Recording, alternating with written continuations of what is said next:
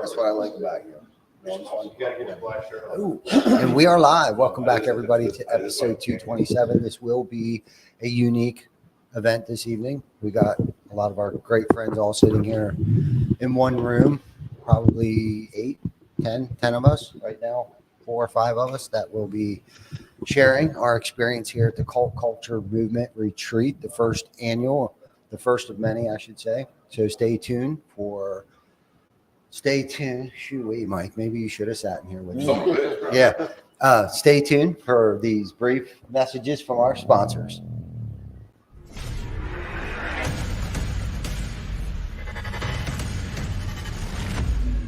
TC Backer. Roofing, siding, windows, gutter, solar. Roofing, siding, windows, gutter, solar. TC Backer.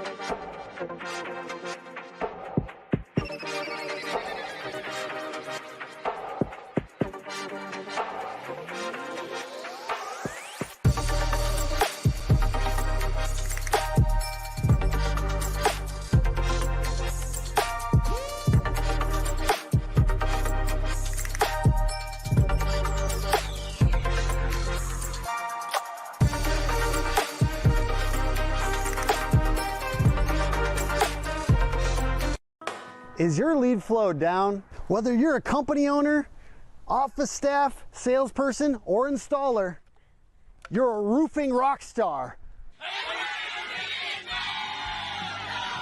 We help you get more leads with custom SEO, Google Ads, and a pro website.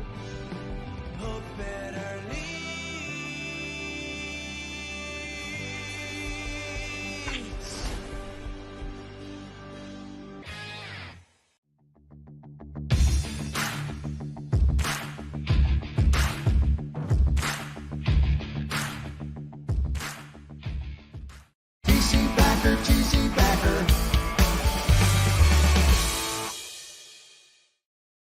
My garage, I think, was somewhere. We're back. What up? What's going on, guys? We're live. Thank you for everybody for tuning in. If you haven't liked, loved, subscribed, shared, please do that once we're finished with this show. But tonight is going to be a unique show. I'm sitting here with my good friends. I did say that plural. I do have more than one friend, I think. Rick Winkle to my right, Tim Brown to my left, Jack Ryan, and yours truly. Yours truly. Yeah, yours Just call me yours truly. Yeah. Yeah. I think my head's a little soft from all that water. Yep. I think I'm starting to be able to say your last name. Say it. Oberumt? Nope. Fuck. Nope. Oberumt. All right. Just keep practicing. What is yours? It's here. It's exactly how it's spelled. Try it. Oberembt. Oberumt. Oberemt. Oberumt. Yep. There you Okay. go. Got it. I think I just got it too. Eric Overman. Yo, I think we decided that you can't say it due to your accent. I Yeah. prefer Erica. Yeah, Erico is fine. I had a license plate that said Erico for like 15 years that my grandpa got me, Right. and I wouldn't get rid of it. Yeah, until I changed it to the authentic one I don't that blame I you. have now. So what Yeah. are we doing here, Eric? What's going on? What are we doing here? Well, we're doing a lot of things. We decided to put a room together of high-level good men, and also so that we could network and collaborate and connect and have conversations, and then do the thing that I love to do, which is scuba dive. And I wanted to share that with the people that I give a shit about. And the cool part of today was that 4 guys that had never dove before became certified open water divers today. And yours truly being one of them, Ty. I said it before, but like, I'm super proud of all you guys for doing that. As somebody that, and Rick's here, and Rick's been diving since he was sperm, and like, so he's been diving for 87 years. But to be able to see new guys like take something up and then get out of the water and see some amazing things, and after a couple of days get so much more comfortable and overcoming those fears that they had in the beginning, whether it was drowning, with you, or it was, Tim with the mask thing and breathing, and I don't know what fears you had, but like, just to overcome those things together as a group and not alone, I think has power, right? And that was what I was trying to facilitate here. And I think it's been just to see the guys go from, like you're saying, the fear and everything. Yeah. And then now they're confident. I mean, we're going again tomorrow, and these guys are ready to go. Yes. They're ready to do anything that we do.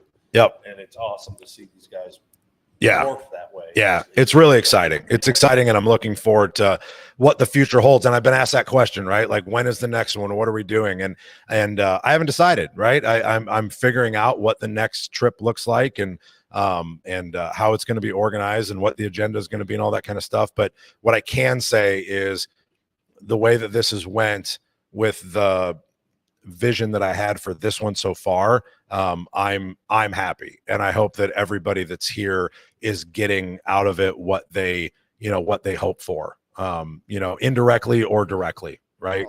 Well, I can tell you this: I don't want to miss one. Just sign me up. You won't. Yeah. And you almost did. I know. Yeah, he I know. almost didn't show up. And I'm not afraid to admit that. Yeah. I almost let fear get in the way.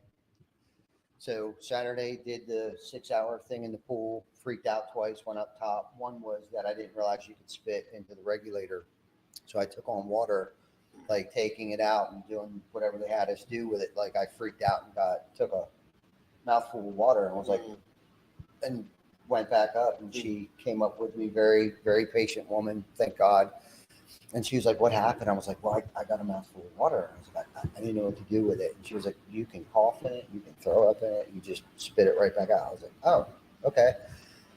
Went back down, did a couple other things. I wigged over. I think I got some water in my nose, up my nose when I took off the mask. Went back up. She was like, what's up? I was like, I'm fine. Let's go back down. I just, being underwater for like 10 minutes like this is like freaking me out. It wasn't really, I don't even think it was the water. Anyhow, left there, and I thought, I'm not going back Sunday. There's no way. This is just dumb. We're not meant to do this. Like, it goes against it goes against everything that I've been taught, from meditation to when I'm angry, breathe through your nose, out through your mouth, count to 10, that stuff. So you're reprogramming your brain to breathe differently. Okay. Yep. Absolutely. So I'm laying in bed Saturday night, and I'm thinking, what kind of person would I be if I signed up for something and not actually complete it? And I know everybody knows I'm doing this. My family, my team at work, you guys, like everybody. I was like, what would it make me look like if one, I didn't commit to a commitment that I signed up for, and then secondly, there was a couple of things here. So the adversity part of it was, okay, if I can get through this, I'll be able to get through anything. But what kind of leader would I be? Because I consider myself a pretty good leader. If I can't do this, then I'm not as good as I think I am. And then I started thinking about too, it's like, well, I hang out with you crazy fuckers for a reason. And this is why I hang out with you guys. Right. Because most people that I hang out with aren't doing things like this. Right. Mm-hmm. So there's a reason why I hang out with you guys, is to push me to that next level. So all this shit's going through my mind. I can't sleep. It's Saturday night. Right. I know I got to go back there Sunday. Get there Sunday. And I thought to myself, dude, it's a swimming pool. You're not going to die. So I got through Sunday. I ground through that. A couple weeks went by. I called Eric the day before, or 2 days. 3 days. 3 days before. 3 days before. Yeah, that we were coming to this. I'm like, dude, I can't go. And I'm trying to come up with like a legit excuse to tell I could even hear you reaching for excuses on the call. And I was like, you got any more? It was you were. Yes. Fred? Yes. Yeah. Moral of the story is that I did not want to learn how to breathe underwater. And this goes back to I had a situation that was pretty traumatic that I experienced when I was younger. I drowned, and think I was saved, obviously, but that has stuck with me. And I love the water. I love being on the water. I love being around the water. I've snorkeled a little bit, which is kind of cool because I'm actually still on the water. But like anything deep down in like that, I've never done it because of that fear of drowning. Right. Right. So thank you. Yeah. Doing this and pushing me. Yeah, we did it together. That's incredible. I mean, it's just fucking badass. It is. That you drown your little, and you now know how to scuba dive. You're a scuba diver. What I think the coolest thing is the fellowship and the camaraderie and the bond, right? Not just with the guys here, but us four. Yeah. That went through that because we were buddies. Like theoretically and technically, we were buddies. That was my hope and intention for this trip, was to have that happen. I didn't know who it would be or who it would be with, right? Like I didn't know what group, like I didn't know how it was going to occur, but like that's what I wanted to happen. And like you saying that is amazing. Before we go on, just in case before they sign off, let's all say hi to Tegan because she's been waiting for me to call. Hey, And Tegan. Tegan, I'm sorry, sweetie, but as soon as I get done with this, I will call you before you go to bed. I love you. Okay. Sorry, go on. Awesome. Yeah.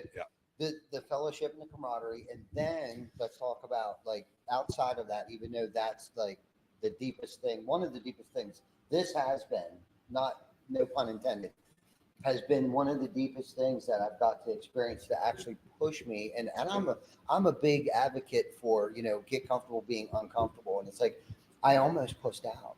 You know what I mean? And I'm the one that's pushing everybody every day, all the time. Like, you can do this. I know you can do this. You know what I mean? I'm the one that has faith in those people. This is a different level of uncomfort. Oh yeah, absolutely. We all the groups that we were a part of and we do things, we push ourselves to be uncomfortable, but it's not life-threatening uncomfortable. It's not something that we could die at. It's just something that puts us out of our realm that we are uncomfortable in.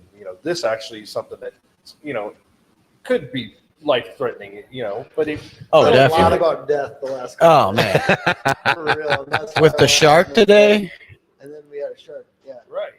What But a- in a controlled environment, of being with friends and people you trust. And guys that probably could punch a shark in the face. You guys. Oh, dude, the shark everybody was right learned by to your fight head. through it. Yeah. And get to the other side. I mean, it took time, and it was for me. And I'm like Eric. It's amazing to watch new people come into this arena and go through the trials and tribulations to get to the other side. To go, it's not that bad. This works. Now I never thought how much I'd enjoy that. I always thought of this as a very selfish endeavor for me, of how amazing the experience is, for me, that I've been doing it for almost a decade, over a decade now. And I always just thought about how I got to do really cool shit. Right. I never thought about the enjoyment that I would get from something like this, where I'd get to see other people come up. And it's like, why didn't I think of that? Because that's what we do every day in business, right? It's what we do every day in recovery. It's what we do. You know what I mean? Like, it's the same thing. So I don't know why I never thought of that before. But getting to experience it has been pretty magical. Yeah, it's something, I've been doing it for a while. I've Yeah. been doing this for a minute. And I still learn Every time. All the time, I'm learning more things to make me a better diver. And I love passing it along and helping people become better divers. Agreed. It's awesome to see it happen. It's like the switch gets thrown. As soon as it breaks free, the switch hits. And they're, it's like I said, tomorrow these guys are excited about going. Yeah. There's no apprehension. It's like, let's get in the water. Let's do this. When I saw Ty calm today, or calm-ish, calm adjacent, but when I saw you calm today, like, that just made my heart fill up. You know what I mean? Because like I could actually see you smiling instead of shit. And I was like, oh, he's smiling now. You know what I mean? We gotta tell this shark story. I know you guys are used to seeing sharks. Yeah. Oh no. But I have never seen a shark under the water. Jack, you want to tell us this story? Because this was freaking.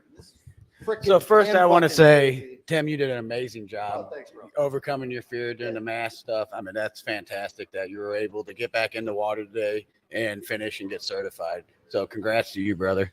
Yes, thank you. So we were You calm it performing. down, man. Yeah. You're a calming presence. That's underrated. So we're down there doing our exercises. The guy's banging on his thing and then doing this. I had no idea what this meant. Oh yeah, that's I sharp. had no idea what this meant. So I'm like, what is this guy doing? And then all of a sudden I turn around and the shark is literally right there in Tim's face. Like it was more closer to Tim and me. And I was like, yeah, I'm lucky it's not near me. Was it really that close to me? Well, I mean, it's a shark, so I probably imagined that I it was thought closer like than what it probably was. 'Right, 100 feet away. right. But it circled around us. So I was like, the instructor was trying to explain what was going on, and I couldn't have any of that. I was, How big do you guys think the shark was? Is it about like, 6 foot. You think 6 feet? Was it? Yeah. 6.5. Yeah. Yeah. Yeah. Okay. Yeah. But did you guys just have one? I just saw the one. Oh yeah, we had 3 or 4 like follow us for a while and like around us, like and kept going. Yeah. So have you ever had that happen? Oh yeah. Okay, so you guys are used to this. This was like literally, I was like, first of all, well, I'll just basically I'm under there trying to get these skills and I'm already weirdly anxious. And I just thought to myself, like, I almost had to make it into like imagination. Like I had to be like, that's Absolutely. just fake. Absolutely, I had to absolutely. go into that's just fake. Yeah. Because I couldn't take another thing. So I just said that's like just a fucking figment of It's my not real. Yeah. It's not real. Yeah. It's not real. It's a dream. What blew my mind was just going deep, and then all of a sudden you guys took me through a cave or a hole, and I was like, Yeah. I couldn't explain or describe how I felt down there. I didn't know I was gonna feel like that. Yeah. I'm just so grateful that I was invited to this trip, Yeah. and I had the opportunity to start a goal, which take the pool, take the test, and then fly down here, because I almost didn't come because all the storms we had and the new process we were developing. But I'm so glad that I came, because getting closer to you, I've gotten closer to every guy here to network with, and it's just an amazing feeling. I mean, I got great. If you don't have- tons of gratefulness Yeah. too right now. And I mean, like, it's been an amazing trip. Food's been really good. Shout out to Ernie. Yeah. Oh, absolutely. Ernie's Kitchen. You guys should come on the next one. But also, like, I don't know. I was eating that food dinner. I'm like, oh my god. I just had like literally like I can say I'm grateful. Yeah. Like that, but like just that like overwhelming sense of gratefulness. Definitely the beautiful. What do you call it? Caves or underneath the coral? No, they're just swim throughs. Swim throughs. Yeah. Like under coral. Yeah. And it felt like it's the weirdest part for me as a first time diver, the tight spaces, but feeling like starting to feel control of like the breath. Yeah. A little bit and to go down a little bit. Yeah. It felt like powerful to be able to go into these tight spaces, like really tight. yeah, No, they were tight. Yeah, a couple of them are tight. That was cool, man. Yeah. That was very cool. It was and I'm good. like, I got like, man, it feels like definitely a little bit of no, it was majestic. thank you to Yeah. the higher power and whatnot, because I feel like just a lot of very cool things, like the relationship stuff, The coolest part of today was that we weren't supposed to go there.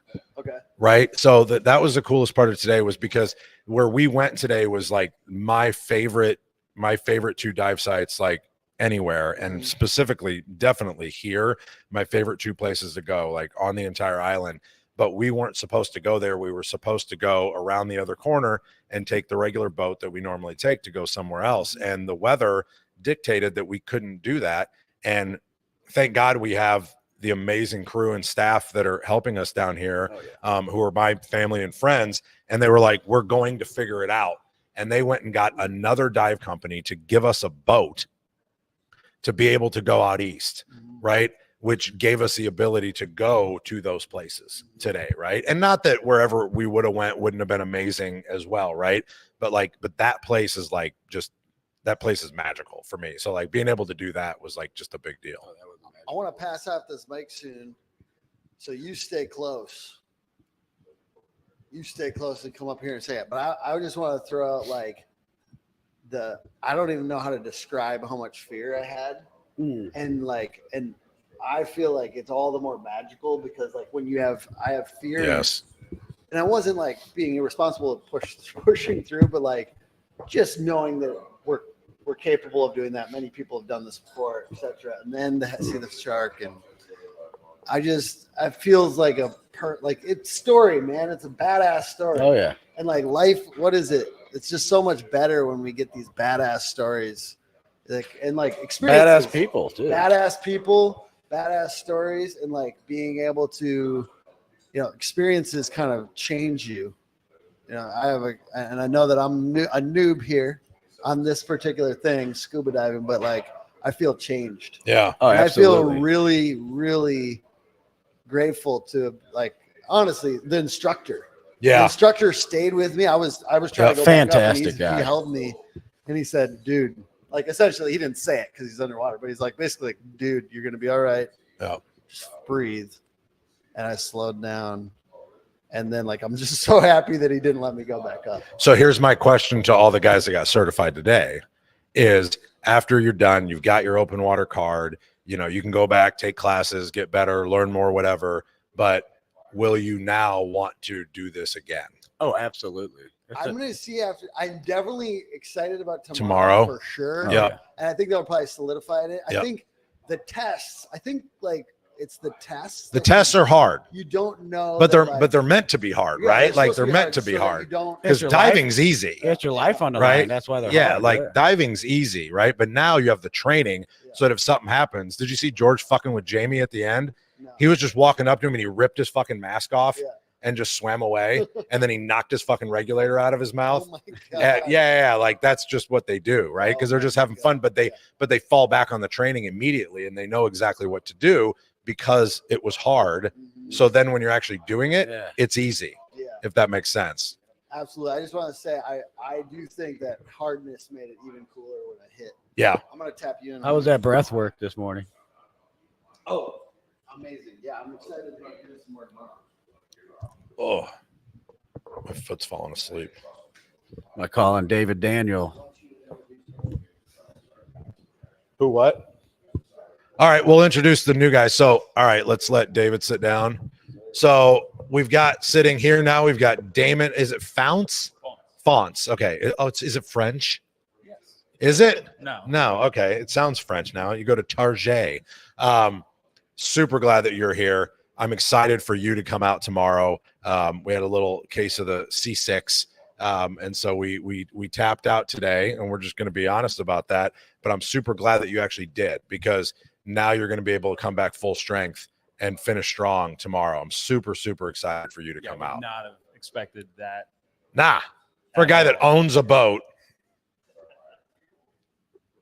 I wouldn't say that it's been a difficult thing for me to come on an adventure like this, or go out and scuba dive, or go out and get on boats or motorcycles, whatever it is, high intensity experiences, and to be a part of the group and to share myself openly and be vulnerable with men that I don't know is probably the bigger challenge for me. There you go. Yeah. So coming to this event and meeting new people, and then having to say, when I don't feel comfortable going out and being sick on a boat twice in the same day to a gentleman who I respect and who's out there and who's doing it. And I missed being with the guys. I was one of the newbies. I was one of the few that were coming to get their certification here and get my open water, and God willing, tomorrow that will work. But I missed being there with the team, missing out on that energy and being together as a group. I ended up having a great interaction with other men here. Yep. Got a chance to spend time with some of the other guys that were back here, and then open up to Mike and really share some, intimate, real, pretty genuine sides of myself that I wouldn't have gotten if I hadn't gotten sick yesterday. So Right. to know what the plan is all the time, I went with my gut. Yep. And you got exactly what you needed today. Right. And I fucking love that. Yeah. I love that. And then our next guest, we have Woody Casey. Woody, what's cool about this is, like, we didn't know each other. What? Yeah. Yeah, we met at, when we talked for the first time, IRE. Yeah. Or was it DoorCon? Yeah. Door. DoorCon. Yeah. Yeah, we were introduced, Morgan introduced us briefly at RoofCon. And then I talked to you at. And I have to take your word for that. Yeah, I know. Okay. That was an amazing event. And, we got to reconnect with a lot of people while we were there. but I always like it when a friend of mine introduces me to somebody else and says, "Hey, this is somebody you need to know." Yeah. And she mentioned you scuba dive. Yeah. So that's kind of why I sought you out at Door to Door Con, Yep. was to just talk to you about scuba diving a little bit. So, Yeah. And hit it off and join the group and yeah. have been an integral part of the group. I got to say, like, that's been the cool thing too, is that like not everybody here is part of our coaching group and everything. About half are, half aren't. But I think that has been a neat thing that's happened while we're here too, right? Because we get to spend some time together. And so when we're on the calls, it's a little more personal. Yeah, half these guys are just faces in the Zoom screen. Right. Till now. Right. And I think that just makes it even more powerful, right? And like, I know everybody personally, and I have hung out with everybody, right? But like, we haven't as a collective unit. And I think that's been really cool. You brought that together with us. That was, I didn't know anybody else. Right. But trusting that you would organize a group that people would be. And that was what I was saying that first night. Like, thank you for trusting me, because like I'm the first guy to not show up to something if I don't fucking know people, because like I don't really like getting to know new people. I'm not real good at it, right? Like I'm just not. I can honestly say I didn't care who was here. I was just kidding. I know you didn't. I knew you and Rick didn't give a fuck. You're getting wet, so you were fine. Yeah, and I get that, and I appreciate that. I wasn't worried about. I wasn't worried about you too, but yeah, but I think that part of it's been really neat, and I appreciate that. Like that means a lot to me. And David Daniel, everybody, like David, I'm super proud of you just being here. And I know that you had some health stuff that made it so that you couldn't do the dive, and even though you did all the classes and everything, right? Like you passed and whatever, but like you still showed up because you wanted to be able to connect with other people. And that was really powerful to me, because like I wouldn't have been pissed at you at all if you'd have been like, dude, I'm out, whatever. I'm super grateful that you did take the leap and showed up and said, you know what, I'm going to show up and I'm going to get out of it exactly what I need to get out of it. Right. And you have done that. Right. 100%. And we still got another day and another night. Right. Oh, yeah. But you have done that. And I commend you for that. Like, that's awesome, man. Thank you. Yeah. I've just really appreciated all the camaraderie we've had here, and getting to know Joe. Met him on an airplane, or met him on the plane there in Fort Lauderdale, and we flew down together, instantly hit it off. Found out we have connections that we didn't even know. Right. And it's just amazing every time I go to one of these events or one of these, but on how tight knit of a circle. Yeah. This is how we grow. Well, right. And you ended up chasing stingrays in the ocean as it was today anyway. Yeah, I took a walk just to kind of clear my mind and kind of just unwind and just forget about everything. And walked up, seen 3 stingrays, sea turtle, got a couple what do you call it, one of them big old shells, conch shells. Yeah, I found a couple of nice conch shells and souvenirs to bring home. But I've had an awesome time, and looking forward to tomorrow, going out on a boat, whether I'm diving or not. I'm going to support my brothers. Love that. This has been amazing. Who else? What do you want to do? I think that's where do you want to go? It's your show. I mean, how did I become the host here? I got my own show. I think Woody just wanted to dive. I don't think he really gives a fuck about anybody. So I'm in a roofing business adjacent. We're not in the right. roofing industry, but I've grown in the roofing community since we started dealing with roofing companies about 6 years ago. I've had quite an amazing journey. Just the camaraderie. I get more support, and I've talked to friends of mine in the roofing industry. I get more support, more love from guys that I've barely met in the roofing industry than guys I've known for almost 30 years in my own industry. So, if somebody says, hey, you want to go do something roofing related, I'm in, because every industry has its good people and its bad people. And I have been very blessed in the roofing industry that I have met the caliber of people that I get to surround myself with inside the industry. So, and when somebody introduces me to somebody, you know, I'm a relationship guy, 100%. and I'm one of those that look, I'll glob on, you know, I'll be clingy. Hey, you want to take me where you're going to go? I'll go with you. You know, I don't care if it's a first time for you and a first time for me. I'll go with you. I'm not going to do it by myself, but I'll go with somebody. So you invite me to do this. You know, I was blown away. You know, and I hope I bring value to For sure. me being here. But even if I don't, I like Rick said, watching these young guys, young in the scuba sport, Yeah. come in and getting a chance to tell about my experiences. I've been scuba diving for a long time, and I've been all over the world, and I've been very blessed to where the places I've been, and being able to share some of the amazing wonders and give these guys stuff to look forward to. Stuff to, hey, look, these are places you won't hear from or hear about unless you're in a scuba, you know, environment. And you know, the things that you can see that's underwater that you'll never ever see in a picture book.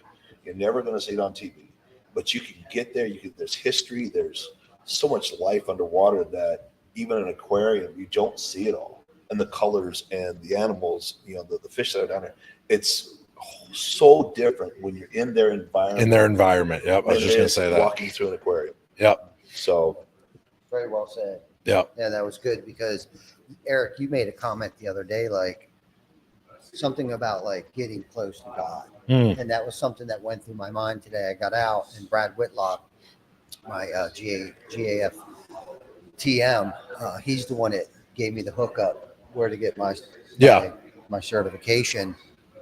And he's into it. But you made, I said to him, I texted him, you know, I never felt so close to God down there. I mean, is that because you thought you were going to die, or? It may have had something to do with that, because I prayed a lot. Coming today. home, Lord. I really did. I prayed a lot today.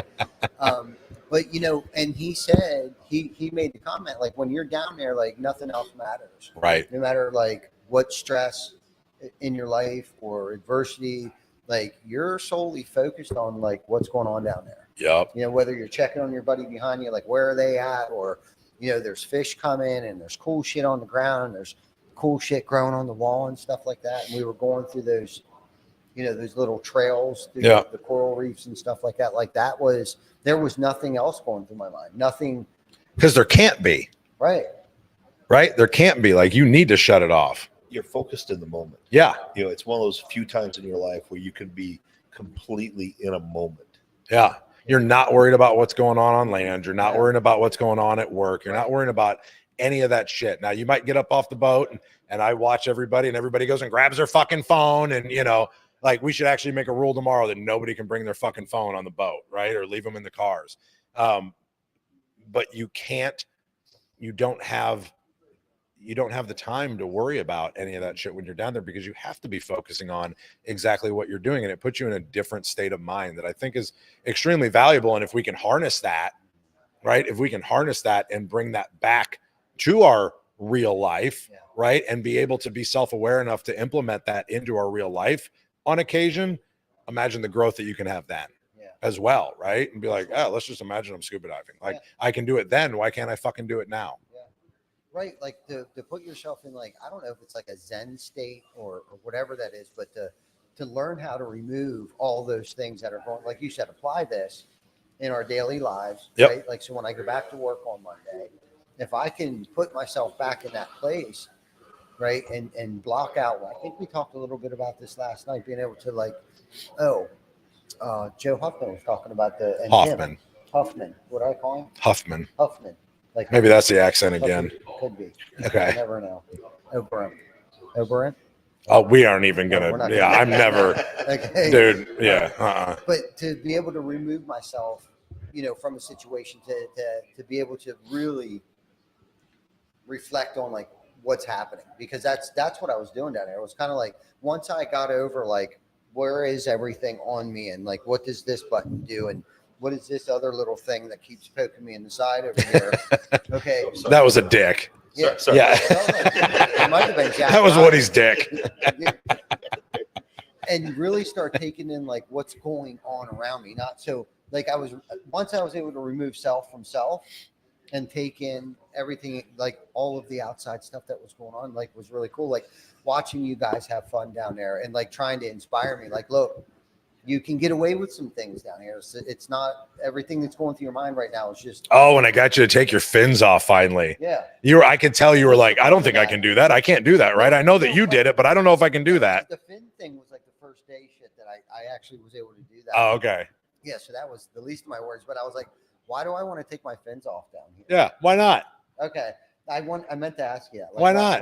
Was there No, you can feel your feet in the sand. Okay. You do some flips and shit, and like you take all the air out of your BC, so you sink to the bottom, so you're not floating. Mhm. And so when you jump and you come, it's that feeling of weightlessness. You get Okay. more of the feeling of weightlessness than you do when you got your fins on, because you'll naturally kind of kick, or whatever to keep yourself up. But when you can't really kick, Yeah. and if you're not doing this, which you shouldn't be doing anyway, but like you really feel like you're floating. It's just I don't know. It's just a really It was a cool. feeling. It's a cool Plus, I experience. had a bunch of sand in there, so I had to Right. clean that shit Then out. shake them out. Yeah. But the other thing is that it makes you start feeling more comfortable, right? Like you can take stuff off. Rick told a story the other day about like when he got tied up in some netting and shit, and he finally like stopped, focus, thought about it and was like, wait, I can just take my gear off, right? Like I can take my gear off and fucking go up and then go back down and cut it out, right? When you start to realize like you can take all of it off, right? Like I couldn't get up a swim through one time, going up through the wall one time, and I got stuck. And the guy that I was with was a skinny little fuck, and he just went right through it. And I was like, nope, I can't fucking fit. My shoulders are too big. And I'm sitting there and I'm like, what do I do? And I'm like, oh, take everything off, right? And I took everything off, leave the fucking regulator in, slide it up, fucking swim up and put it back on. But when you're first learning, you're like, I can't take it off. This is safe. This is safe. This is supposed to be on my back, right? If I take it off, nothing's going to happen, right? You just make sure it doesn't go away and you spit out your fucking reg, but you're fine, right? And I think that's part of it too, is like getting comfortable with that, right? Getting comfortable moving stuff around and like being okay with that, because then it makes the experience even that much better, I think. Rick, tell us a little more about that story. The story that I was telling. I'm going to go call Tegan so somebody can real jump quick, in. The story I was telling was, in all my years of diving, the only time I've really gotten into what I would consider a life-threatening situation was in 10 feet of water, believe it or not. I was in the Keys. We were diving. We were doing lobster diving. And needless to say, we were working a channel. And in channels, you get a lot of debris and stuff. So needless to say, there was a crab trap line, 1/4-inch rope that got tangled around my reg set behind my back. And, all of a sudden you're stuck. You can't move. You're like, what's going on? Okay. So then, I'm going to break it. So I'm fighting with all my might to try to break it. Well, needless to say, I couldn't break it. And the whole crux of the whole thing was I was breaking rules. I was down to 200 pounds of air. So I was bingo on air. I'm fighting. I'm panicking. I'm tied up in something I can't get loose. And I just start panicking, trying to jerk myself loose. And finally it just clicked. Take it off. You're in 10 feet of water. Take it off. And let, who cares? Leave the gear there. Never come back and get it if you had to. But, I took it off, went up to the top, breathed, looked down, saw what was going on, went back down, untangled it in 2 seconds, grabbed it, pulled my stuff up, and swam back to the boat. But it just goes to show you that, you've got to be in the moment of what you're doing. You got to realize what you're dealing with. And, there's not a lot of stuff in diving unless you're doing, technical diving, cave diving, and deep water diving and stuff like that. In recreational diving, there's not a lot of stuff that we can't fix easily underwater, and it's just think your way through it.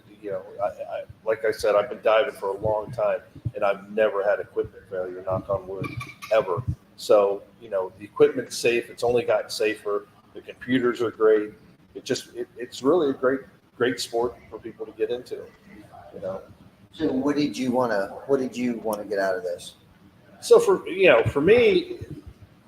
I'm like, Woody, you're going diving, let's go. But also the amazing thing is, because I'm in several different groups in the roofing thing, and I've been a business owner now for 15 years. I've been in business, in construction for 30 years. I'm in a family business. For me, as an owner, it gets stale.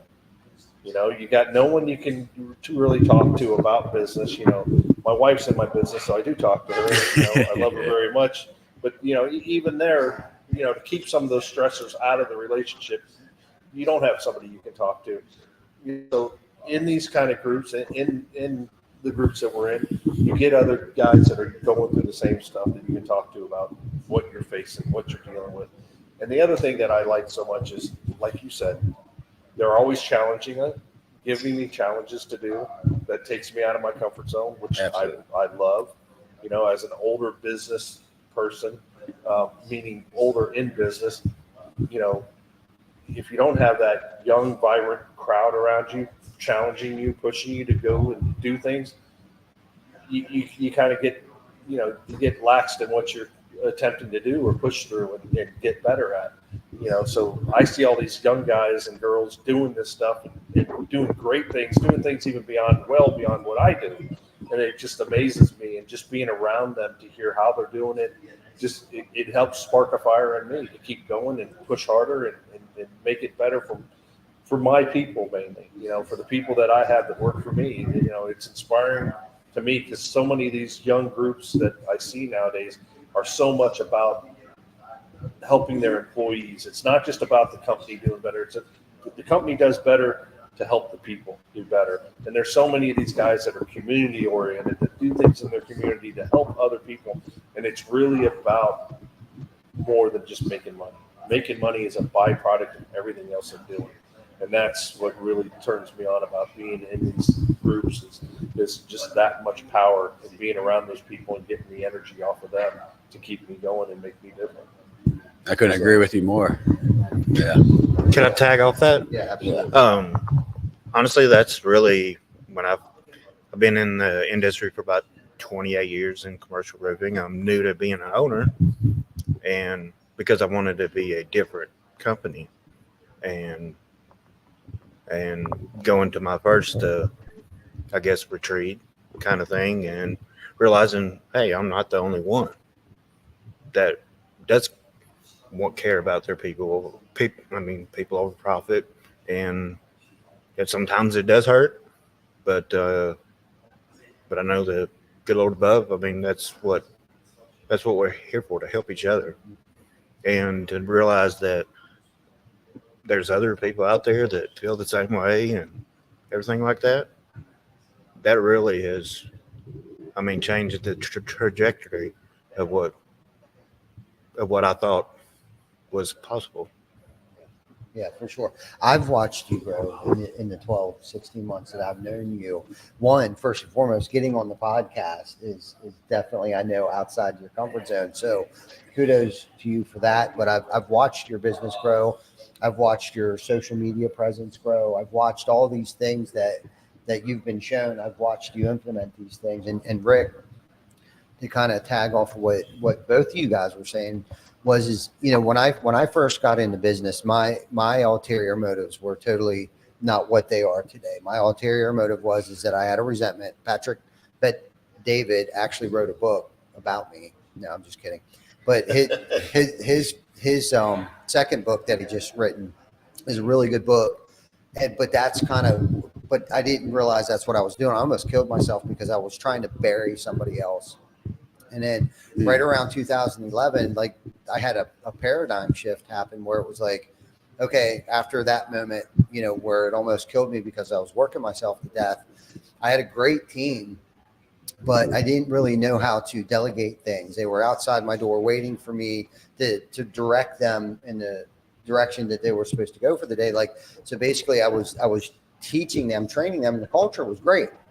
It just wasn't the culture that I have today and the things that I've learned because of hanging out with guys like you and attending the Revolt retreat, hanging out with Erico. I met him 7 years ago, watching, Claudio do his thing and listening to him and being inspired by him, and Tim Brown. It's like these people that I started to gravitate towards started to really open my eyes to how to really level up and not just level me up. I'm coming here so I can take this back home and not just implement it in my life, but I can show my other team, because I know some of our team members are watching this and they're watching me. Like, hopefully I'm inspiring them, you know, and plus now they're gaining faith in me. So if the shit starts to hit the fan, they're like, well, we've already seen him go through a lot of things, right? So why can't we push through this too? But to be able to empower other people. And I think that was the one key ingredient early on for me is that I didn't know how to empower other people and delegate tasks to them and give them ownership in things, and giving them opportunities to create not just a job for them, but a career, right? Like, this isn't a stepping stone job. This is a job. This is a career that you come to. You got 401k, you got, you know, health insurance, paid time off, all these things. And like I said, back in 2011, I had a decision to make. Am I going to keep 1099s or am I going to go W-2? Well, we decided to go W-2. And the reason why we did that was because of unemployment insurance and workers' comp insurance. I thought, man, if anybody got injured, hey, they'll be taken care of. God forbid I have to lay somebody off. They're going to be taken care of. Next mission is health insurance. I thought, how cool would it be if we could provide health insurance for people? So I shared that with the group. I was like, look, guys, if we can hit these markers, right? If we can hit every single one of these KPIs, we'll be able to get health insurance in here. We all work together collaboratively. Like, if we hit this mark, man, we'll get it. Okay. Got that, got health insurance. Things got better, more people. I started to attract better quality of people, especially by going W-2. Right? I thought it was going to be the worst thing ever. I thought it was going to be the worst thing for them. Nobody was going to want to do this. Well, they liked it. They were paying their own taxes. Some of them owed taxes. It was like, hey, just let us take that burden off your chest. Gave them health insurance. And then the next milestone of my career was as a 401k. I thought, how cool would it be if we were in business long enough, by the grace of God, that somebody would be able to retire from here, like a good career, 6-figure career, you know, whether it be sales, whether it be administration, whether it be whatever it is, right? Because they're creating their own destiny. I'm giving them that right? Years later, we started to hear about things like KPIs and getting real granular, how KPIs can create other KPIs for other departments and things like that, but how they all cohesively like work together. And then we created core values. My first core values was just words on the wall. Okay. Today, it's a full sentence, like fulfilling your fidelity. I have paragraphs describing exactly what fulfilling your fidelity means. Okay. So now what I've done is I've created like these set of rules that basically, as long as you stay within these set of rules, I don't give a shit what decision you make. As long as it stays within us, if it doesn't injure us, doesn't injure you, distribution, manufacturing, our community. That limited the exposure, the liability. Right? Like, minimize the mistakes that could be made. Now, I'm not saying we can't make mistakes, because this can go down a whole nother rabbit hole, that we've created a why atmosphere. My whole entire childhood, I was told to shut the fuck up, shut the fuck up, shut the fuck. I couldn't ask why. Shut up, be quiet. School, all through school, I was afraid to raise my hand. So we've created what's called a why atmosphere. We want you to ask why. Right? And we also need you to make mistakes. Without mistakes, you can't get seasoned. You can't gain that experience. God knows I've made tons of mistakes. And without those mistakes, I wouldn't be where I'm at today. So we've created a why atmosphere and room for error. And it's like, okay, what did we learn from this? What happened? And stay about 2.3 seconds in the issue. And then the rest of it's solution. Okay, now that just created another SOP. That just created another KPI. Thank you for growing the business. Yeah. About the why, you know, having a why availability for people to ask why. When you've been in business a long time, because I run a 52-year company that's been around for 52 years.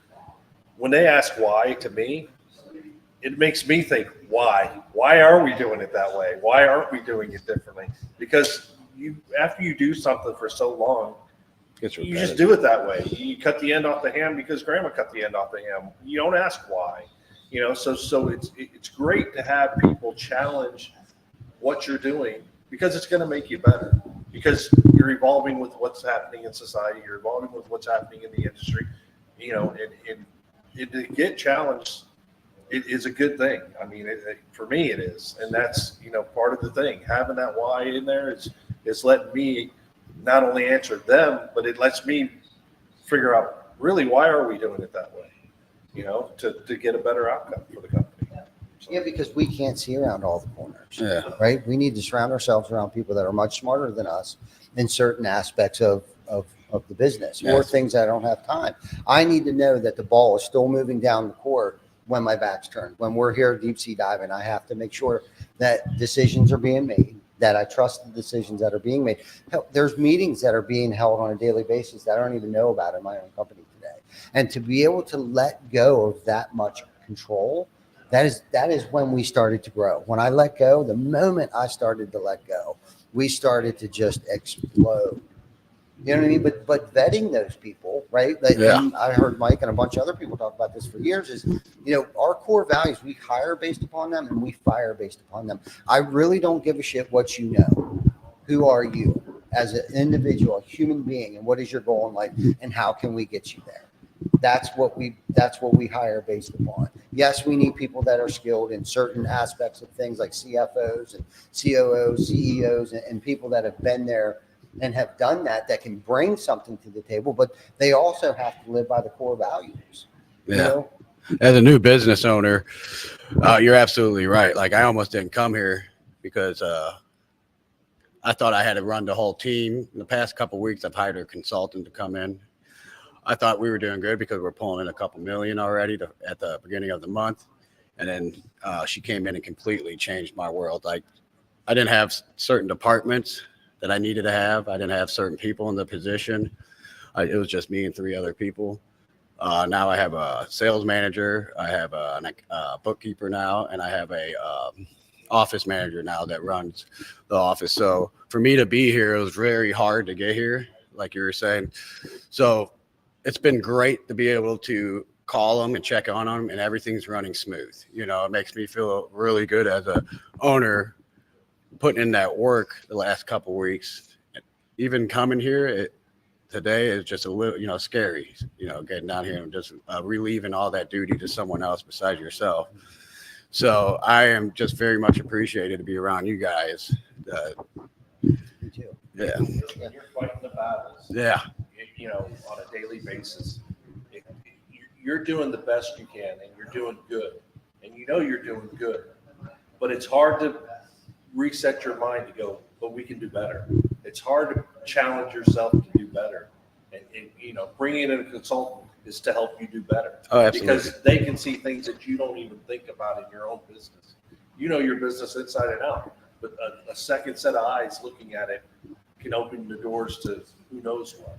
So it's always interesting that no matter how hard we put our efforts into getting our business to where we get it, it can be better. And we just have to be open to let that happen. Yeah, I would have never done that if I wouldn't have joined Revolt and then meeting you guys and running into Eric and then joining this men's group here.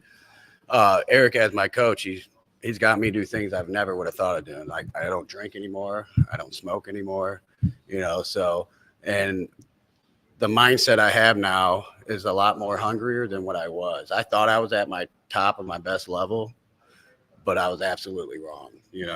Being here with you guys shows me that you guys hold me accountable for my actions. Eric will always call me out, for when I say, some dumb shit on the phone or when we're going through our session. So I enjoy being called out because my whole life, I just did everything that I wanted. I was always right. I never had that mindset to where just, sit back, listen, take advice. I always had the advice, you know what I mean? I was always the guy that would always try to one up and do that. So, these past couple of years has just been a complete world change to me, so.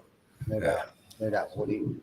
My biggest thing that I've struggled with is control. When you run your own company, you run your own business for a long time, which I have, and it's been a fairly successful but small company. I could control everything, information, workflow, everything. And in order to grow, I had to give that up. And that's my biggest problem, and people around me know that. So the last few years, I have worked really, really hard not to be into the day-to-day, to let the team that I have deal with 90% of the stuff that's out there, which gives me the freedom to come do this. But we're in a growth period in our company right now, and the biggest thing that I've always struggled with is sales. I'm not a sales guy. I'll never be a door-to-door guy. I'll never be a walk up to people and talk about my stuff. If you're interested, great. I can talk to you. But for me to sell it, it's not my strength. And this year, my motto for this year was to be comfortable being uncomfortable. So this year, I went to Door Con. I joined Sam Taggart's circle. I've hired a sales manager. I have pushed myself. I even went out doors with the guys we just hired.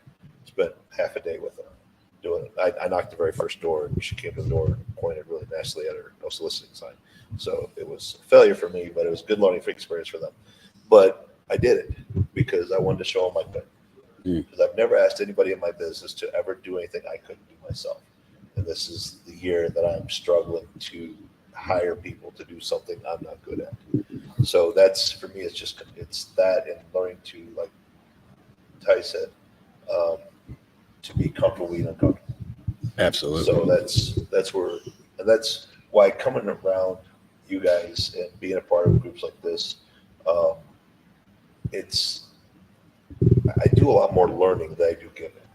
You know, I come to these because I get to sit around and watch all you successful people, and I get to take notes and learn and pick brains. And even though I'm not in the same industry, there's a lot of business in business.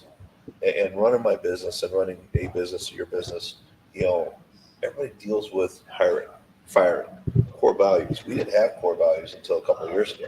I got that from a roofing company about core values. I didn't know I needed to have core values. I never thought about it before, but it makes a difference. You know, in my industry, I've been in my industry almost 30 years, 29 years now, and we do paintless dairy repair. So we travel all the United States. I've been in foreign countries working, but it's amazing to me that the guys that are the closest guys to me in relationships in my business are guys who are similar to me, who have the same values as I do.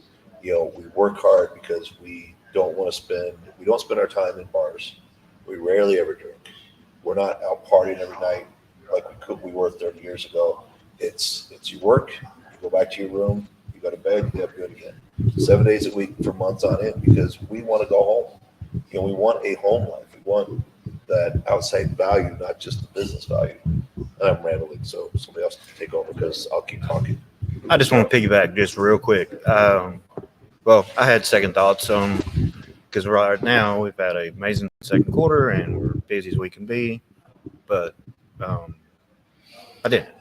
And I had one of my key employees basically come up to me and basically put his arm on me, pray for me on the safe travels, everything we're doing. And I said, hey, all you're going to do is bring back more knowledge to give us. Go out there, have fun, learn, and bring it back. So, how many times you been hit by lightning? Only 3. How many times you been picked up in a tornado and moved around? Twice. I just wanted to point that out because I've met you and you're an amazing guy, and we talk about God a little bit. Not that it's where we're that, but you talk about there's 5 times where if God wanted you not to be here anymore, He could take you. Mm-hmm. You're still here for a reason. Yep. So, Amen to that. Surely believe that. We got a couple of minutes, man. Why don't you take us out and kind of bring this all down to us? Like, I've looked under the hoods of a lot of companies, and I think what so many people miss is like the highlight reel of social media and the highlight reel of the events and the gross revenue flexes. And when you get around real people doing real stuff, you realize everybody's struggling with the same shit you're struggling with. You realize everybody has the same fears. Everybody has the same doubts. Everybody understands the power of core values or the lack thereof. And, you know, I lost a little bit of the fear of taking on bigger clients because over the years, like, everybody deals with the same shit. It's the same process, it's the same challenges, the same issues. Doesn't matter if you're doing 3 million, 30 million, or 300 million. You got cash flow issues, you got payroll issues, and you got shit going on because we're really good as business owners of like pushing the boundaries by investing aggressively, right? We want certain things, we need certain things, and everybody deals with different stuff. But I think coming to events like this and being around people who like you can look at like, man, like 52 years and like 8 figures and like, man, that dude must have it all figured out.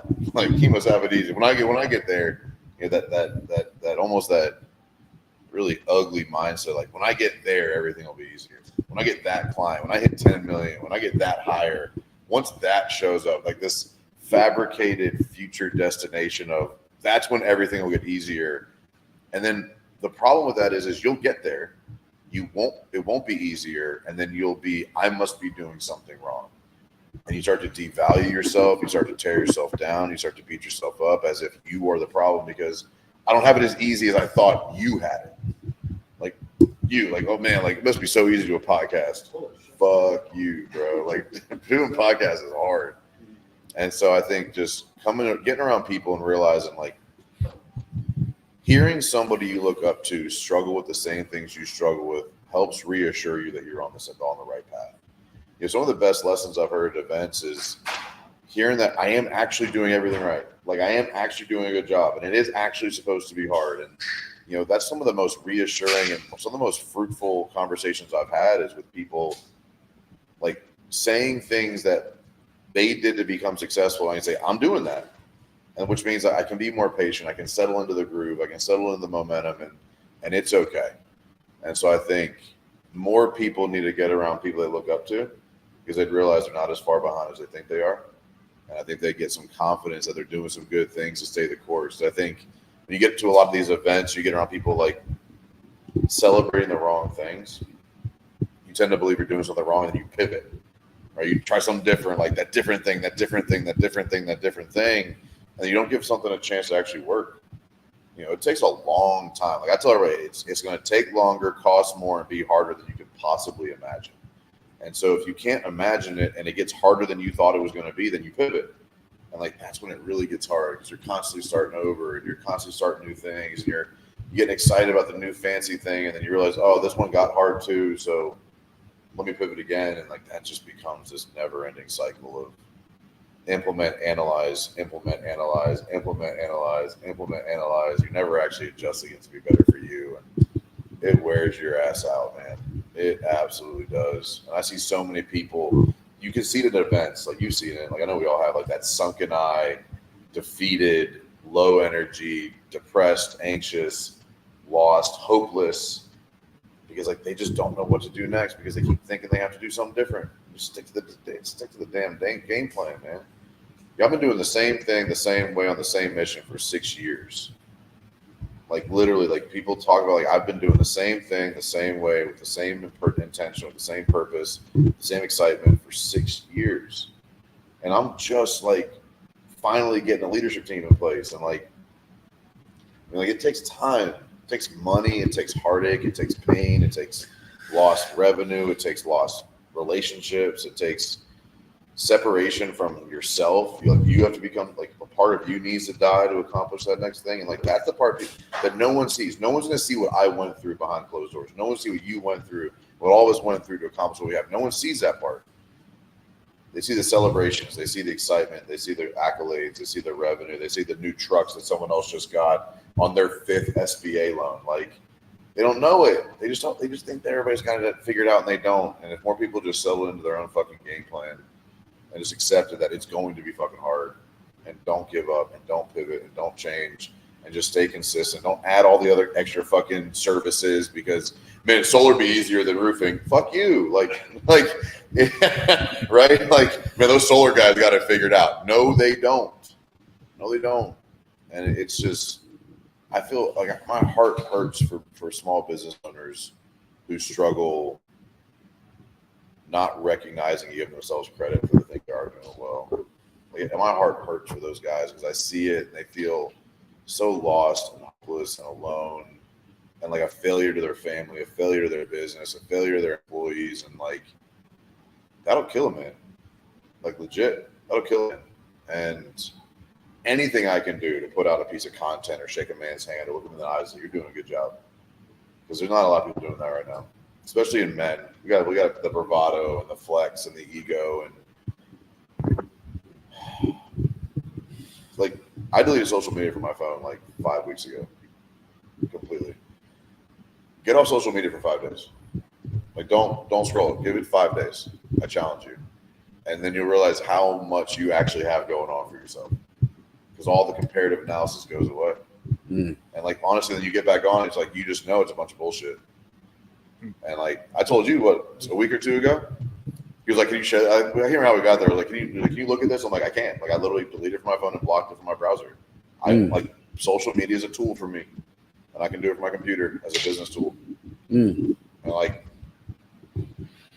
I don't give a fuck what anybody else is doing because like I'm winning my way, at my speed, at my risk analysis, at my comfort zone.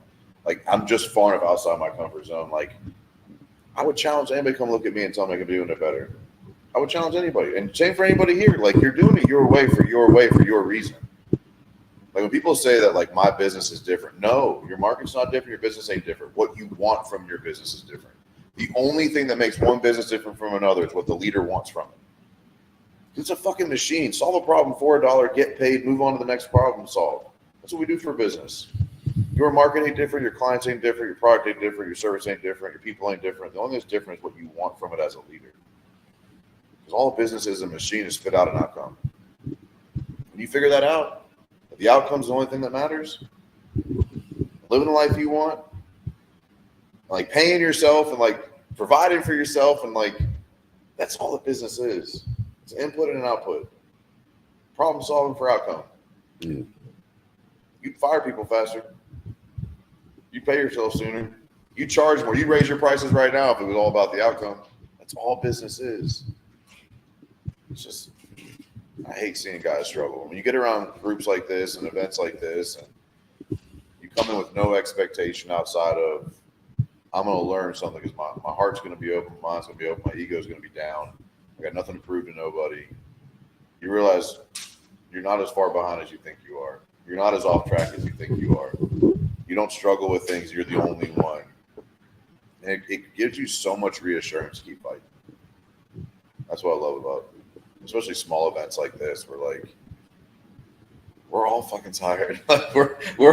we all broke to an extent. We all got money issues and cash flow issues and payroll issues and doubt issues and scarcity issues and you hear people talking about it like, damn, I didn't realize he dealt with that. Like somehow you're the only one. Getting around cool people makes the journey a lot easier. Well said. Man, Mike. That was good. You know, when you were talking, I'm guilty of judging, other people's outsides to my insides. And that's what social media has really done to us. You know what I mean? Or we go to these shows and these guys are driving up in their new trucks and stuff like that. And, there's really no humility there. And unless you've lost everything and have been able to build it back, it's real hard to be humble, right? And not to forget where you come from. And I think that's why, especially in the roofing industry, like there's so many of us that go out of business in like the first 4 years. And business in general, I think 90% of businesses go out of business in the first 10 years. 90%. Yeah. At least 90% of us, right? And going back to what we were talking about, it's like, empowering other people, within your business, it starts here first. If you're insecure, if you're neurotic and paranoid and all those things, that drinking or not sleeping well or not eating well and not exercising, not going to church or whatever it is that you got to do to find spirituality and become okay with you, it's never going to happen.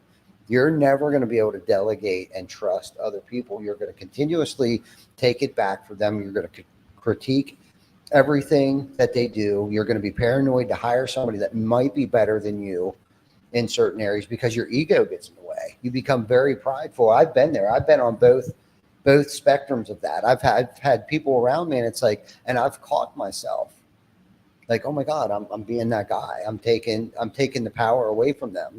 I sold them on this dream. Now all of a sudden they come to work for me and it's like, now I want to just break them down, you know what I mean? And belittle them and not make them feel worthy. And it's like, I see what I do to people today. I see how I impact them negatively and positively today. And I choose that positive route. I mean, that's what it's all about. That's where the silver bullet is. Everybody wants to know how to become successful in business. Well, remove yourself. And what I mean by that is this isn't about us. Business is not about us. It's about those that you bring into your organization, right? Because it's your people first, not customers. The customer's not always right. Okay. And I ran business that way. I've had my people go through shit over having horrible clients. Our people come first, right? And when our people come first, it seems like the culture itself, we attract good people, right? We very rarely do we have to recruit. Like there's a waiting list, not arrogantly, but it doesn't take us much time to be able to recruit good people at our organization. People want to come work for us. They see what we have going on. They see our community events, and it's about impacting your local communities, not just your team, but your team building big events for your local communities. And if you want to do something big, you can't do it by yourself. You got to create an army of people, right? Yep. That you can go out and actually impact your local communities, right? And we impact, not just the company, not just the community, but the industry, our distribution, and our manufacturing. How we conduct business today. We have to leave this better than the way we found it. I know when I got into the roofing industry 30 some years ago, like there was a bad name for us. And this is why I gravitated to it. I'm guilty of it. I had nowhere else I could go. Nobody else would hire me. Right. But over time of, trials and tribulations and ebbs and flows and being treated poorly by working for somebody else and, watching my parents go through their business, because business is business. My family's owned a restaurant bar for 41 years. So I grew up in that. My dad is a carpenter secondarily. And that's where I got hopefully my mechanical skills from. But I've watched them, I've worked for, and I just did the exact opposite. I didn't want to be treated the way that I was treated when I worked for other people, and I think that was probably one of the hardest and biggest lessons that I've learned for myself I wanted to treat people better than the way that I was treated. I wanted this to be a career. I wanted this to be an opportunity to change people's lives, and not just theirs, but their families' lives. And when you look at it like that, remove yourself from it and look just a little bit further than this and bring them on as your responsibility. Now, every single person that comes in your organization is now your responsibility. Not just them, but their wife or their husband, their children, their grandchildren are now your responsibility. And when you have that as a motivational factor, failure is not an option. It is not an option. This goes way beyond me, way beyond my own family.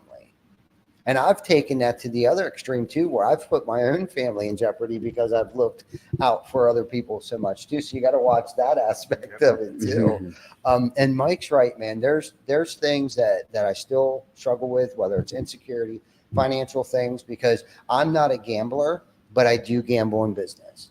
I invest very aggressively. I do have long-term investments, but I also I like that here and now too, and we'll push money over here. I'll invest heavy over there.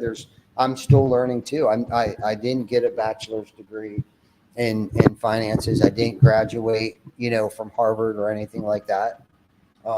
So going back to surrounding ourselves around groups of people like this, bringing people into our organization that are smarter than us. And Joe, I know that you can wrap this up for us.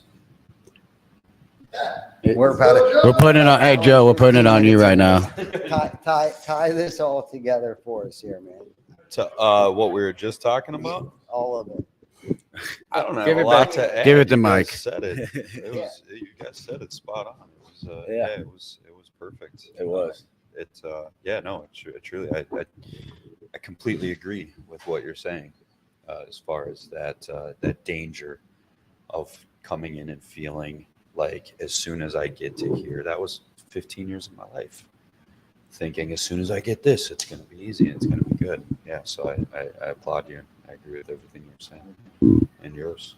So no, it's Good good stuff. podcast. Jumped in right at the end. I wish I had more to add, but you guys nailed it. Okay. So Well, you look sexy sitting there. So it's my gray hair, right? love it. Is it like Joe do? In leadership, All right.